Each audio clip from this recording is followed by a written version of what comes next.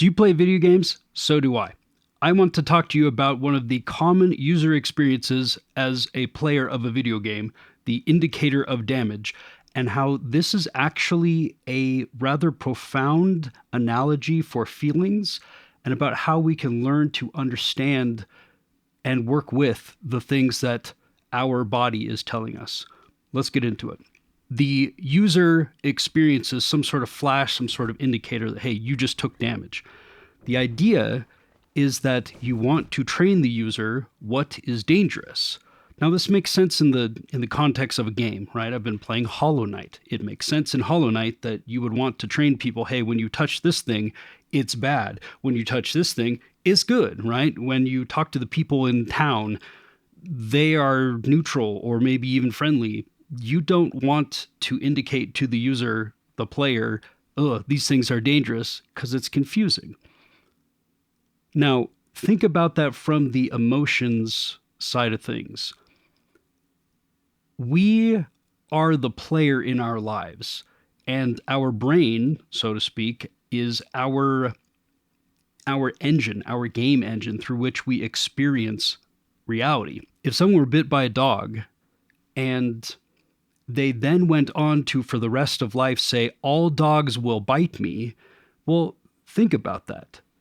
That's one experience where somehow the game engine taught them that this is a danger, and now everything else in life is a danger, without necessarily looking at the health bar and saying, wait, that time that dog didn't hurt me, right? Didn't bite me. This is essentially what trauma is. Trauma is you have seen the flashy, scary indicators of, of bodily emotion, and then you took that to be every experience going forward.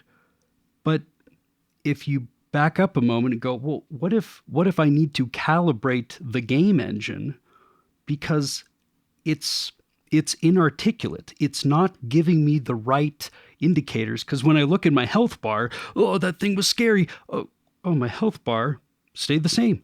I still have the number of, same number of pips or the same percentage of my health. So why did that thing give me the zaps, right? Give me the scary thing. Well, because we need to recalibrate the engine. In a game, this would be considered a bug. Because the point in a game, because life is a bit more complex than Hollow Knight or Borderlands 2, but the idea is the same. The idea is you're trying to indicate to the user a reliable state that they can look and say, when I see these flashes, when I see these things happening, I know something is dangerous around me. I'm in danger of dying. So now back up again to the life experience. If you have the same kind of emotional reactions, it seems like something is dangerous, and you are getting, at least in part of your brain, the indicator that you might die. So it makes sense why you would run away or disassociate, right? The fight, flight, freeze response is a real thing for a reason. You may get defensive and offensive. You may run away from things, or you may just kind of totally freeze and lock up because you have perceived danger around you. But this is one of the great efforts of psychotherapy, is to get you to pause and say, what if we can revisit the initial instigating situations and kind of let the emotions boil off?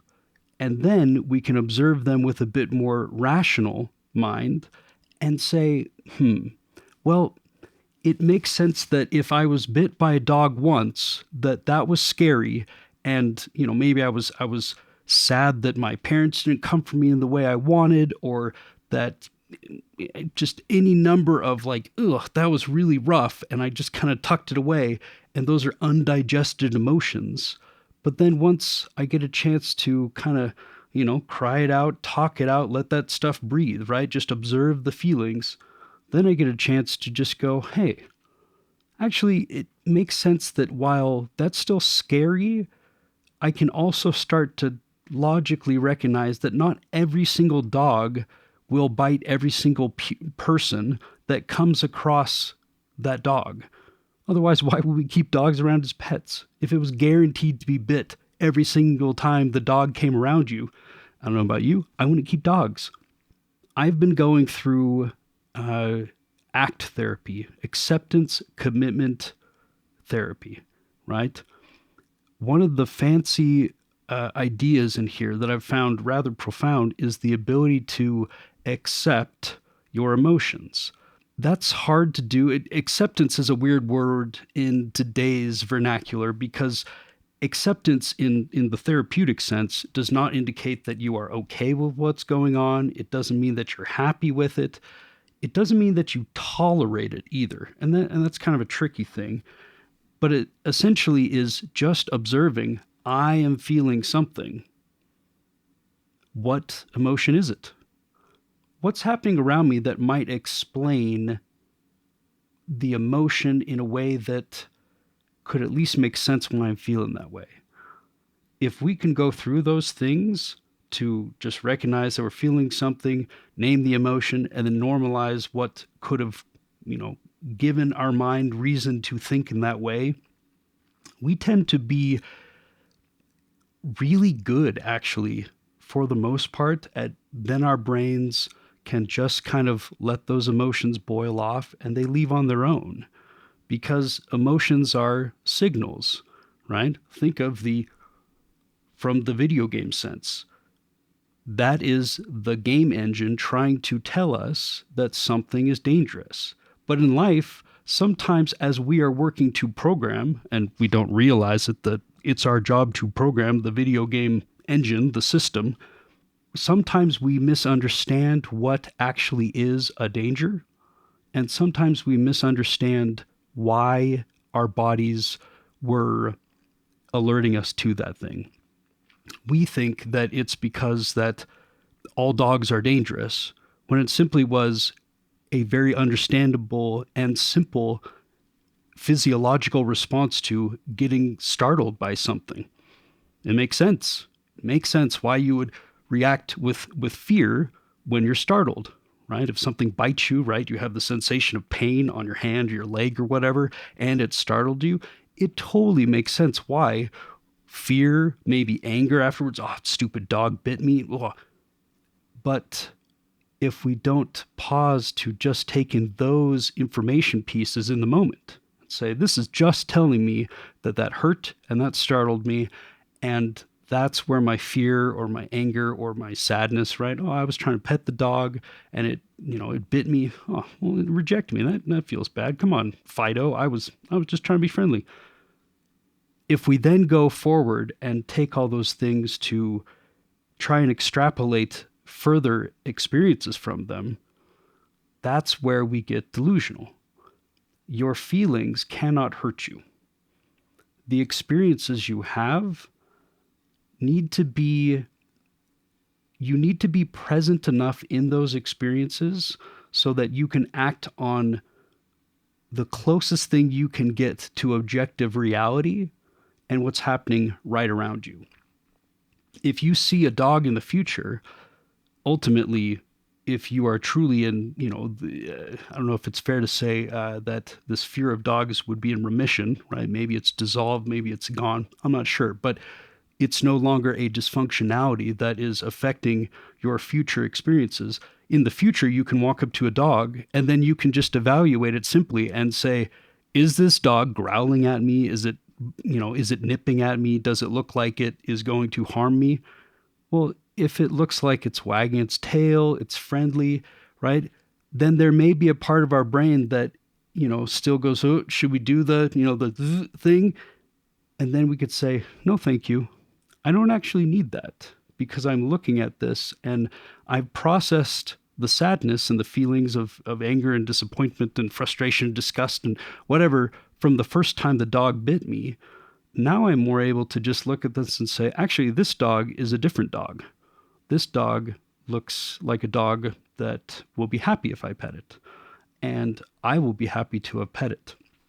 So think about this the next time that you you feel a strong emotional response to stimuli around you, right? You're going to a social situation and you're going, ooh, I feel really like uptight, or wow, that person said something to me and I really feel angry about it. Oh, that person didn't call me back. That person hasn't, I do this. This person hasn't called me back, so I'm thinking they're dead to me. So I'm gonna, I'm gonna retaliate by getting angry or writing them an angry note. What I'm trying to do is embrace the idea of emotions cannot hurt me. They may be uncomfortable, they may be unpleasant, but ultimately they don't take action. They are all all bark and no bite. Sitting with emotions is not particularly a well-traversed path I've been on, but I can promise you that just sitting there and just learning to say, yeah, I think that's anger. Okay. You don't have to justify it. You don't have to kick it out. You don't have to let it go. You can just sit there and go, okay, that's some anger. Whew, that's some sadness. Yeah. By being able to just observe these things, accept that they are present in your mind, you tend to be able to see the emotions start to leave on their own and be able to embrace more fully that instead of that the indicator was telling you that this is dangerous, maybe instead you can say, maybe once long ago, that situation, that made sense for that situation, but this isn't the right response for this one. I'm not convinced I did an excellent job. I'm not convinced I did an okay job at discussing this topic, but this was such an important thing to realize that when I experience strong emotions, that it is my body telling me info, right? And it's okay to trust your body that it has a message for you, but it's also worthwhile to observe that it may take some time for you to fully understand the message. Even the term message, we tend to think of, a message, like my body's like, dinner's at 6, be home at 5. Like, got it. Okay, thanks, body. I have found that messages from emotion are they can be a lot trickier. But if I'm honest, it's because I think I make them tricky by trying to run away from them. Because it's uncomfortable. It hurts. It hurts like crazy.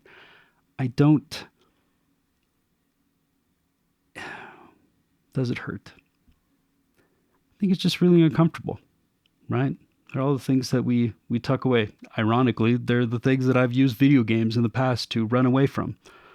And yet I'm finding that if you are able to just sit with your emotions and ask them, okay, I don't need you to justify why you're here, but I would like to understand, what is this about? What does this mean to me? Why is this such an important piece for me? What are my values, the things I believe in doing or not doing? What is the situation that maybe evoked these emotions in me? What do I learn about how I believe in living my life, about how I believe in interacting with the world around me? So, my name's Neil. Here's a video on emotion, and I hope you'll stick with me. I hope you'll come join me next time. And I think the weather's looking nice, so I think I got to take this guy out on a road show. And by road show, I mean like go walk in the mountains with the the wizard staff of microphone goodness here. So, hope you have a good week. I'll see you next time.